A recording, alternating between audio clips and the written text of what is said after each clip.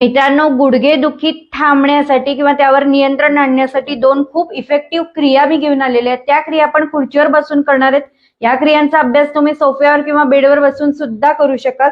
तर दोन्ही पायात अंतर ठेवायचंय, दोन्ही हातांनी असं साईडला चेअरला पकडायचंय आणि एक्झॅक्टली दोन्ही गुडघे समांतर ठेवायचे. पायाची बोट आपल्या दिशेला स्ट्रेच करायची आहेत आणि हा स्ट्रेच 20 काउंट पर्यंत होल्ड करायचा आहे विथ नॉर्मल ब्रीथिंग.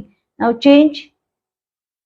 असे कमीत कमी 5 ते 6 रिपिटेशन करा. आता पुढची जी क्रिया ती बसून पवन मुक्तासनची अभ्यास करणार आहोत. असा पाय फोल्ड करायचा आहे आणि मांडीचं प्रेशर पोटावर हे करून नाक किंवा हनवटी अशी गुडघ्याला लावायचा प्रयत्न करायचा आहे. बऱ्याच वेळा गॅसेसमुळे सुद्धा गुडघेदुखी किंवा टाचदुखीची समस्या होते. तर पवन मुक्तासनचा रेग्युलर अभ्यास करा. चेअरवर किंवा बेडवर आपण इझिली करू शकतो. ज्यांना गुडघेदुखीचा त्रास आहे ते खालती बसू शकत नाही. नक्कीच क्रिया करून बघा.